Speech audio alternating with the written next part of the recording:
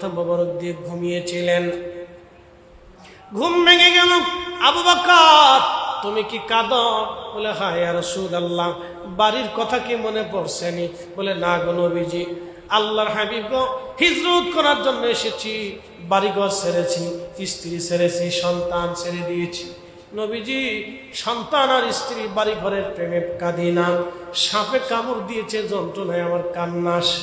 নবীজি বলেন, আবু বকর, আগে কেন বলো নাই? বলে, ইয়া রাসূলুল্লাহ, আপনার ঘুমে ব্যাঘাত হবে, সেই জন্য আমি বলি না।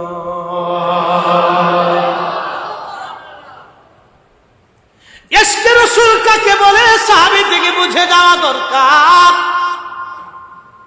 ইশকে রাসূল দরবারে মুস্তাফার গোলামি। নবীজি বলেন, আবু বকর কোথায় কামড় দিয়েছে বলো। দেখিয়ে দিলেন। আল্লাহর হাবিবের পবিত্র লালা মোবারক লাগাই দিলেন। লাগাইতে দেরি হয়, বিষ পানি হতে দেরি হয় না। জাবালে শহর থেকে বের হয়ে রওনা করলেন। সমুদ্রের পার গেছে। এমন সময় সুরাকা, তখনও কালেমা পড়ে নাই, সুরাকা রাদিয়াল্লাহু আনহু ঘোড়ার পিঠ উপরে সওয়ার হয়ে সে বের হয়ে গেল। মক্কার কাফেররা ঘোষণা দিল, যদি মুহাম্মদ সাল্লাল্লাহু আলাইহি ওয়াসাল্লামকে ধরে নিয়ে আসতে পারো, 100 উট তোমাদেরকে দিব, 1000 স্বর্ণ মুদ্রা দিব, পুরস্কার ঘোষণা দিয়ে দিল। সুরাকা চিন্তা করলো, সারা যাবে না। ঘোড়ার পিঠে সে রওনা হয়ে গেল। সে বেদুইন ছিল, বেদুইন। আর বেদুইনরা তো আপনারা জানেন, এরা কষ্ট সহিষ্ণু মানুষ। এরা মরুভূমির ভিতর দিয়ে যেখানে সেখানে খুশি যেতে পারত। তারা ঘোড়ার পিঠে চড়ে আল্লাহর নবীর পিছু ধরল। আল্লাহর হাবিবের কাছাকাছি চলে গেল। নবীজি বদদুয়া করলেন, আল্লাহ সুরাকাকে জমিনের মধ্যে দাবায় দাও। সাথে সাথে সুরাকার পা জমিনের মধ্যে, সুরাকার ঘোড়ার পা জমিনের মধ্যে বসে গেল। সুরাকা আশ্চর্য হয়ে গেল, ডেকে বলল, হুজুর, আপনি আমার জন্য বদদুয়া করেছেন, আমার ঘোড়ার পা মাটির মধ্যে দেবে গেছে, আমার বুঝার বাকি নাই, আপনি নবী, আপনি আমার জন্য দোয়া করে দেন, আমি যেন মুক্তি পেয়ে যাই। আর আপনি যদি দোয়া করেন আমি ফিরে চলে যাব। নবীজি দোয়া করলেন, ঘোড়ার পা ছুটে গেল। আবার সুরাকা পিছন ধরলো যে না, ধরতেই হবে। আবার গেল, আবার দেবে গেল, আবার মাফ চাই, হুজুর আমারে মাফ করে দেন। নবীজি দোয়া করলেন, সুরাকার পা উঠে গেল। আবার ধরতে যায়, আবার পা দেবে যায়। নবীজি বললেন, সুরাকা তোমার পা এইভাবেই দেবে যাবে। সুরাকা বললেন, হুজুর এইবার আমি ক্ষমা চাই, আর কখনো আপনার সাথে বিয়াদবি করব না। আল্লাহ নবী বললেন, তাহলে তোমার সাথে আমার শর্ত আছে। বলি, ইয়া রাসূলুল্লাহ, কি শর্ত? তুমি মক্কায় ফিরে যাবে, আর মক্কার মানুষদেরকে তুমি মক্কায় নিয়ে চলে যাবে, তারা যেন আমার পিছনে পিছনে না আসে। বলে, হ্যাঁ ইয়া রাসূলুল্লাহ, আপনার শর্তে আমি রাজি, তারপরেও মাফ করে দেন, আমাকে ক্ষমা করে দেন। নবীজি দোয়া করলেন। সুরাকার ঘোড়ার পা উঠে গেল। ঘোড়ায় চড়িয়া সুরাকা রওনা দিবে। এমন সময় আল্লাহর নবী ডাক দেয়া বললেন, সুরাকা দাঁড়াও। বলি, ইয়া রাসূলুল্লাহ, কি বলতে চান? বলে, সুরাকা রে, রোম পার্সিয়ান সাম্রাজ্যের সোনার পার্সিয়ান পারস্য সম্রাটের পোশাক যদি তোমার গায়ে শোভা পায়, তাহলে সুরাকা তোমাকে কেমন দেখা যাবে বলো?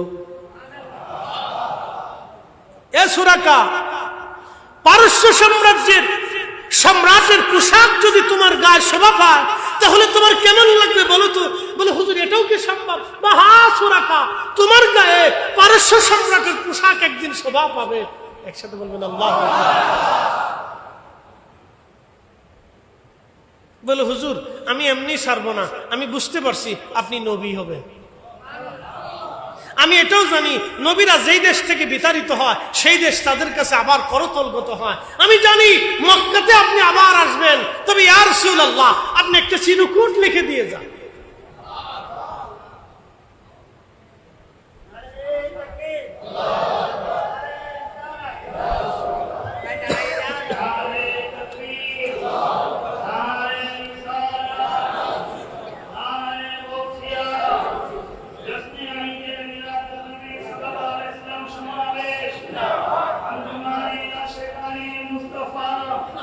Anjuman Sheikh Mustafa Tarun Parishad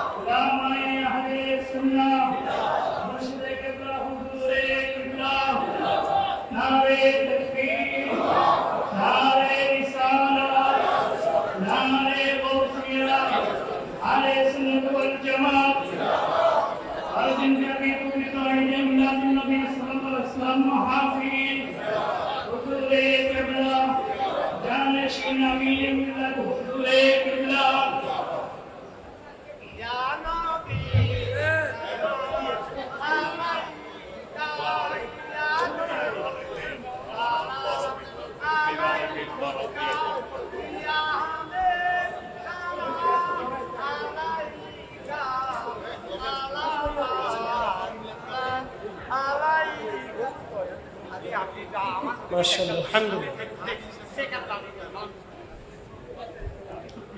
আমরা বসে পড়ি।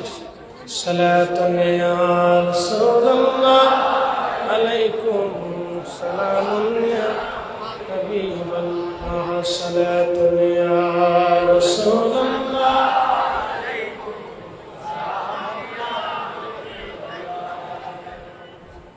সুরাকা ডাক দিয়ে বলে হুজুর চিরকুট আপনি লিখে দেন। বলে সুরাকা কি লিখবো বলো? বলে হুজুর আপনি মক্কা বিজয় যেই দিন করবেন সেই দিন আপনি আমাকে নিরাপত্তা দেবেন। জোরে কন্যা মারহাবা। সবসে আলা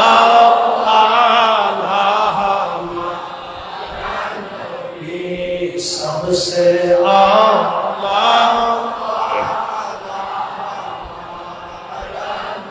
ये सबसे आला आला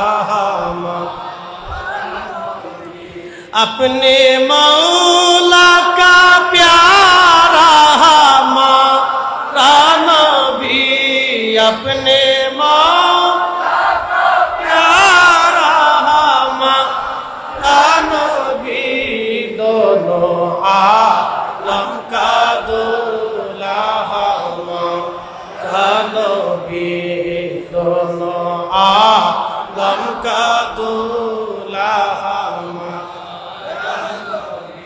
নবীজি বলেন সুরাকা লিখে দিচ্ছি তোমাকে। একটা চামড়ার ভিতরে নবীজি লিখে দিলেন। আবু বকরকে বলেন আবু বকর লিখে দাও। আবু বকর সিদ্দিক লিখে দিলেন। সুরাকা চলে গেল। নবীজি মদিনায় চলে গেলেন। ঘটনা ঘটল বহু বছর আগে।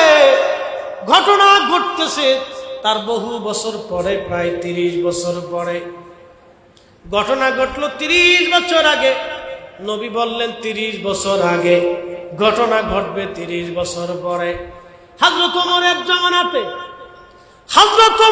জমানাতে পারস্য সাম্রাজ্য মুসলমানদের করতলগত হলো। হযরত আবু বকরের জমানা চলে গেল। আল্লাহর হাবিবের জমানা চলে গেল। হযরত ওমর রাদিয়াল্লাহু আনহু খলিফা হলেন। পারস্য সাম্রাজ্য মুসলমানদের করতলগত হলো। হযরত খালিদ বিন ওয়ালিদ সাহাবায়ে কেরামের নেতৃত্বে পারস্য সাম্রাজ্য ধরা পড়লেন। সাহাবীরা পারস্য সাম্রাজ্যের মাথায় যে স্বর্ণের মুকুট, গায়ে লাগানো স্বর্ণের পোশাক, স্বর্ণের তলোয়ার এবং আরো স্বর্ণের লাঠি সহ স্বর্ণের যত আসবাবপত্র আছে সব কিছু, স্বর্ণের জুতা, স্বর্ণের পোশাক পাঠিয়ে দিলেন। হযরত ওমরের সামনে, মসজিদে নববীর সামনে এইগুলি জমা করা হলো। মসজিদের সামনে জমা করার পরে হযরত ওমর রাদিয়াল্লাহু আনহু হাতের লাঠি দিয়া এইগুলি টুকিয়ে টুকিয়ে দেখতেছিলেন আর বলতেছিলেন, আহা, পারস্য সাম্রাজ্যের অধিপতিরা স্বর্ণের পোশাক পরিহিত অবস্থায় তারা রাষ্ট্র চালাইছে। এইভাবে লাঠি দিয়ে ঘুষিয়ে ঘুষিয়ে দেখতেছিলেন। আর এমন সময় হযরত ওমর ডাক দিয়ে বলেন, সুরাকা কোথায় আছে বলো। সুরাকা বলেন, লাব্বাইক ইয়া আমিরাল মুমিনিন। সুরাকা আসো। সাহাবীরা রে, সুরাকার গায়ে সম্রাট কিসরার স্বর্ণের পোশাক তোমরা পরে দাও। হ্যাঁ, চিৎকার মেরে বলেন আল্লাহু আকবার। নবী বললেন 30 বছর আগে ঘটনা, 30 বছর পরে। 30 বছর আগে ঘটনা 30 বছর পরে ঘটতেছে। যখন সুরাকার মাথায় শরীরে সম্রাট কিসরা পারস্য সাম্রাজ্যের অধিপতির পোশাক পরানো হয়, তখন সাহাবীরা তাকবীর দিতে লাগলো, আল্লাহু আকবার, আল্লাহু আকবার বলে। কারণ 30 বছর পরে নবীজির ভবিষ্যৎবাণী, ইলমে গায়েবের খবর বাস্তব হয়েছে।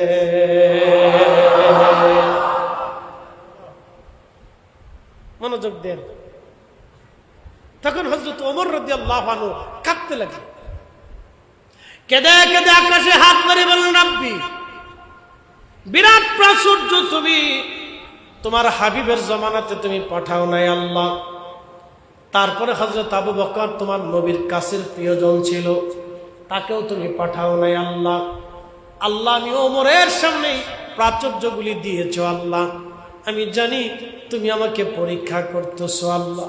আল্লাহ গো, এই সম্পদগুলি যেন আমি মুসলমানদের মধ্যে সমানভাবে বন্টন করে দিতে পারি, আমার দ্বারা যেন কোনো আমানতের খেয়ানত না হয়। এখনকার রাষ্ট্রপ্রধান যারা আছে, রাষ্ট্রের দায়িত্ব যারা আছে, এদের কথা বললে তো আমাদের কাছে লজ্জা করবে, আর এদের কথা বললে এরাও লজ্জা পাবে। হযরত ওমর রাদিয়াল্লাহু আনহু চিন্তা করলেন, কি দামি খলিফা ছিলেন।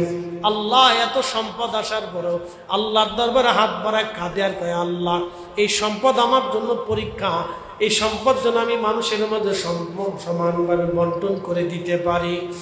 আর যদি আমানতের খেয়ানত হয়ে যায়, কিয়ামতের ময়দানে তোমার আদালতে আমি ওমরকে দাঁড়াইতে হবে। আজকে রাষ্ট্র পরিচালনা যারা করে, রাষ্ট্রের অর্থ যারা চুরি করে, কিয়ামতের ময়দানে 18 কোটি মানুষের মামলা তাদের ঘাড়ের মধ্যে চাপবে। তারা আল্লাহর দরবারে অনেক বড় আসামি হবে। 18 কোটি মানুষের হিসাব বুঝাই দিয়ে তারপরে জান্নাতে যেতে হবে, নতুবা উপায় হবে না।